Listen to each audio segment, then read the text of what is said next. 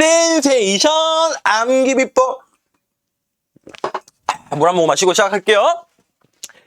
친구들은요, 사역속 새로운 센세이션 민석쌤의 암기 비법에 빠져들다의 민석쌤입니다. 오늘도 힘차게 에너지 있게 강렬하게 암기 비법 만나보도록 하겠습니다.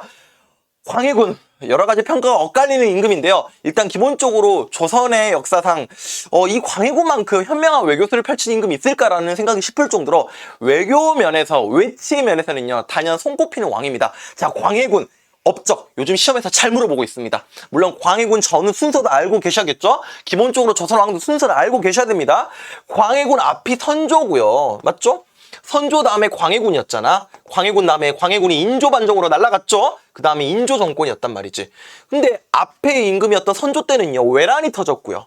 그 외란이 두 번 있었죠. 시즌 1이 임진왜란, 시즌 2가 정유재란이었고요. 마찬가지로 광해군이 쫓겨나고 나서 인조 정권은요, 또 호란을 맞이하지 않습니까? 호란. 그 시즌 1이 정묘호란, 시즌 2가 병자호란이었지. 정말 병자가 됐단 말이지. 맞지? 이 광해군은요, 그런 전란을 겪지 않았어. 우리가 좀 다시 생각해봐야 되지 않을까요? 자, 광해군.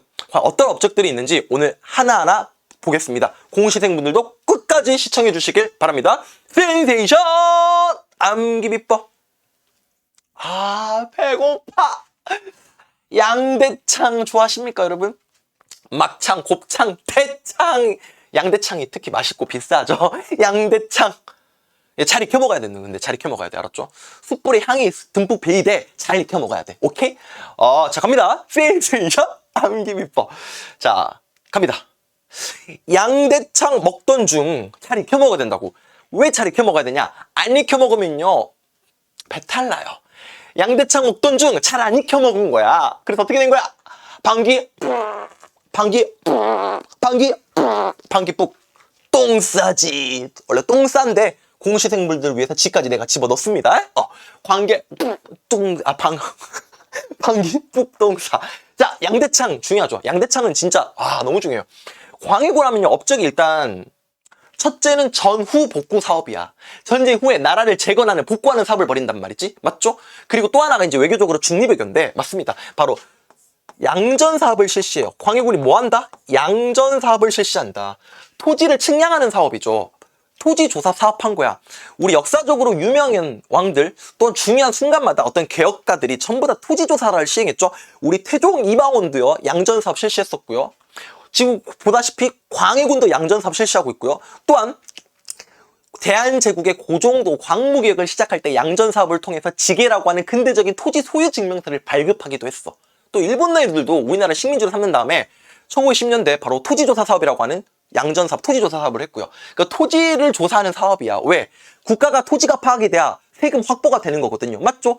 임진왜란 이후에 조선이 쑥대밭돼 버렸단 말이야. 전란 후에 재정 확보책으로서 양전사업을 시행합니다. 광해군의 업적입니다. 훌륭하죠? 그 다음에 대동법이요. 대동법은 100번, 1000번, 1000번 해도 진짜 강조도 지나치지 않을 정도로 굉장히 중요합니다. 정말 조선 후기의 경제가 대동법으로 인해서 엄청나게 변화했다라고 해도 과언이 아닐 정도로 대동법은 너무나 중요합니다.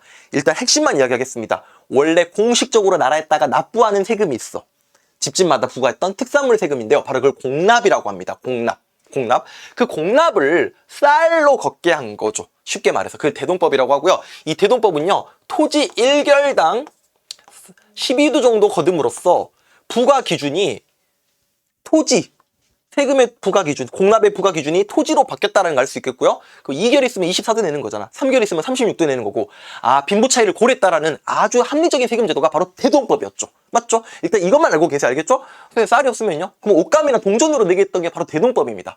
이게 왜 조선 후기에 경제를 바꾸고 사회를 바꾸고 전반적인 모습을 바꿨는지는요, 선생님이 따로 영상을 찍어서 업로드 해드리도록 하겠습니다. 너무 중요하거든. 이거는 좀 길어지거든요.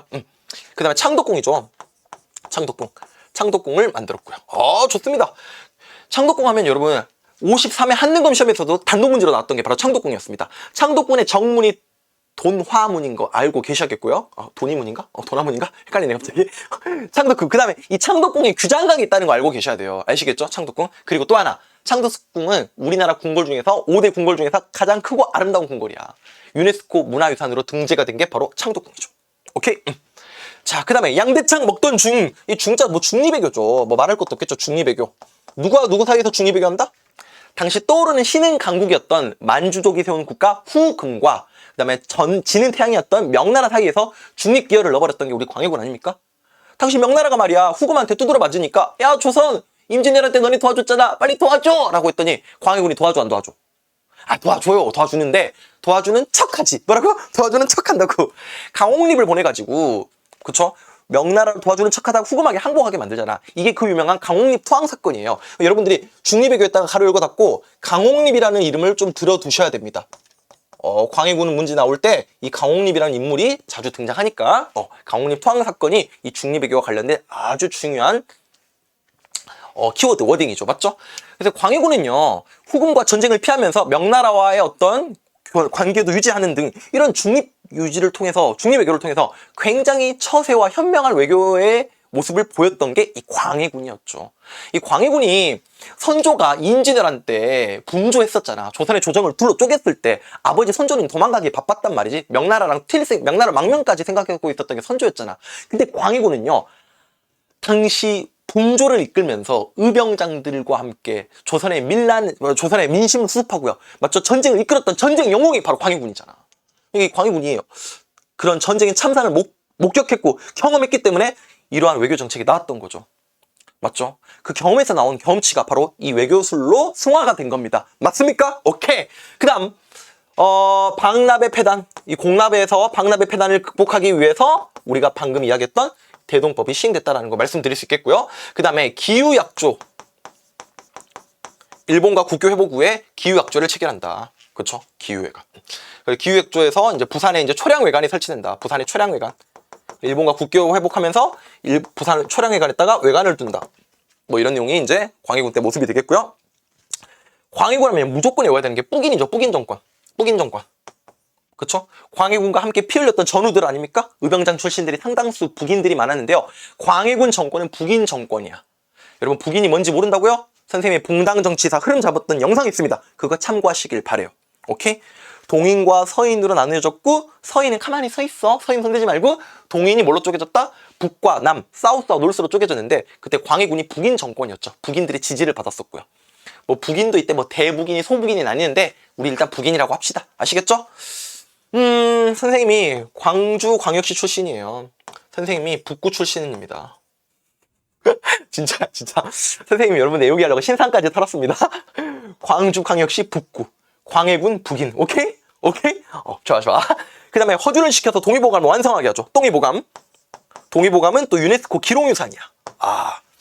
물론 선조 때 만들기 시작했지만 광해군 때 와서 허준의 동의보감을 완성케 하는 것도 광해군이 의지를 갖고 시행한 업적. 동의보감. 됐죠? 그 다음에 역사책 창고라고 할 때 사고를 정비합니다. 이야, 실록을 보존했다는 것도 대단한 업적이죠. 맞죠? 그 다음에 공시생분들을 위한 거 똥싸지. 양대창 먹던 중 똥싸. 방귀 뿍 똥싸지. 양대창 먹던 중 안 익혀 먹어가지고 방구가 나오더니 똥싸. 결국 똥싸고 말았어. 진짜 뭘까요? 다음 영상이 아니라 지금 갈게. 자, 지봉유설이라고 하는 이수광의 최초의 어떤 백과사전식이라고 볼 수 있는데 이게 실학에 상당히 영향을 많이 주죠. 대단히 어떤 선구적인 책이라고 볼 수 있겠습니다. 이수광의 지봉유설도 이 광해군 시기 때 써진 겁니다. 아시겠죠? 요 정도. 오케이? 이게 이제 광해군의 업적이고요. 광해군이 물론 공도 많고 과도 많습니다. 선생님이 얼마 전에 그 박시백 작가의 조선왕조 실록의 광해군 편을 읽으면서 많은 걸 느꼈는데 수많은 옥사를 경험했죠. 진짜. 근데 그럴 만한 어떤 시대적인 배경도 있었지만 일단 기본적으로 광해군의 출생과 그런 성장 스토리를 우리가 이해하다 보면 왕 광해군이 아니라 인간 광해군으로 접근하다 보면 광해군이 좀 그런 옥사를 여러 번 이렇게 초래했던 면들이 조금 공감이 가고 동정이 갑니다. 물론 왕으로서 절대적인 성군은 아니었습니다만 연산군처럼 완전 또라이 폭군도 아니다라는 걸 말씀드리고 싶네요. 자, 광해군 업적 다시 한번 읽으면서 마무리하도록 하겠습니다. 양대창 먹기 전에 꼭 기억해요. 양대창 먹던 중 안 익혀 먹어가지고 방귀 뿍 똥싸지. 그리고 이러한 광해군의 중리배교와 그 다음에 당시 기득권의 반발을 불러일으켰던 대동법 사업, 뭐 그 다음에 무리한 창덕군 중건 이런 것들은 결국 기득권의 반발을 불러사게 되었고 광해군이 인조 반정으로 인해서 서인 정권이었죠. 서인 정권에 의해서 광해군이 역사 속으로 사라지게 된다. 물론 광해군 죽은 건 아니었지만 광해군이 이제 역사에서 로그아웃되는 거죠. 이게 이제 인조 반정이었습니다. 자, 오늘 조선의 뛰어난 임금이었지만 평가가 엇갈리는 군주 바로 광해군이었습니다.